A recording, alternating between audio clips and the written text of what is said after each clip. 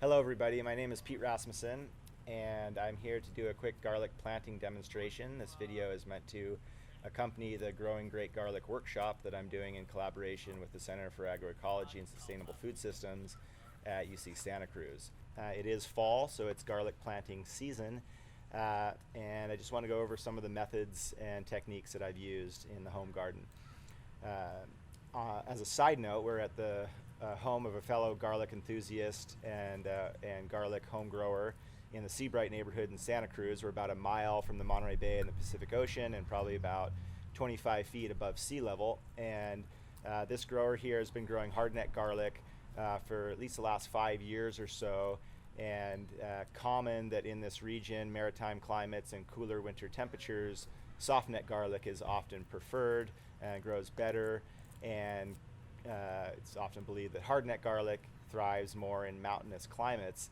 That being said, Chesnock Red, a standard purple stripe variety, has been grown in rotation here for several years with a lot of success. Beautiful bulb size, nice purple coloration, nice storability, and real quality garlic. So saying that just to point out that hardneck garlic can thrive in coastal climates. Okay, so your bed has been amended. Amendments worked in 6 to 8 inches into the top of the soil. It's fall, it's planting time. On the home scale, it's great to separate your bulbs into plantable cloves right at the time of planting. That way they're less of a chance to dehydrate, and it's best to separate right at the time of planting. So this is a beautiful porcelain variety grown by my parents in northern Utah at Sandhill Farms. That's what we're going to be planting today. When you pop the cloves, it's kind of your last opportunity to inspect the quality of the cloves and make sure there's no damage to the plantable cloves. So it's your last chance to kind of take a look and make sure there's no damage, no dehydration, that they're nice and firm, in good shape before you put them in the ground. It's great to remove the outside layers of the clove wrappers, but keep the clove coverings intact. If they come off during separation, that's okay, but it is best for protection of the clove to have that clove wrapping in place. One technique that you can use to separate the cloves nicely and not split that clove covering is use your thumbnail and just separate the segments so that when you split it, it comes apart easily. Once you've got your bulb separated into the individual planting cloves, I like to simply use my hand to make a line. If you're doing a larger planting, you can use string, a piece of wood, something to keep your line straight. It's always good to have help in the garden as well when you can. Come right over this way. Okay, so once you've made a nice line, I like to orient the cloves all in the same direction. You'll see that there's a curved side of the garlic and a straight side of the garlic.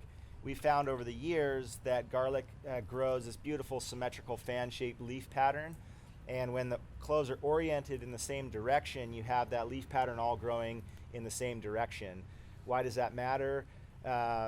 Well, it tends to create a nice uniform growth of your row of garlic, and so airflow is improved, circulation is improved, which is important especially in humid areas or maritime climates. Also, the leaves all grow in a nice pattern, meaning that cultivation and weeding in between the rows is easier and less likelihood of damaging leaves when you're cultivating, especially with a hoe. Again, not necessary on the home scale. However, it is a technique that we've used for years. So before planting, I like to space the garlic, and I use a pinky to thumb shaka for spacing, which is about 8 inches. Again, orienting the cloves in the same direction. And I like to leave them on the soil surface until the whole row is laid out. The next row will also be 8 inches apart, so making your next row of garlic another 8 inches apart. Once your cloves are laid out, planting depth, I like to plant to my third knuckle. You can't really plant garlic too deep, but you can plant it too shallow, especially in cold growing areas where you can have heaving. And the garlic can actually push out of the soil with repeated frost and thaw cycles. And so right to the third knuckle is deep enough. Make sure that you push the garlic down to make good contact with the soil at the bottom. Once the garlic is in the ground, just simply covering it with the excess soil, and then to make good contact with the root zone and the soil, pushing it down to remove any air pockets. Make sure to label your garlic varieties and patiently await until they emerge.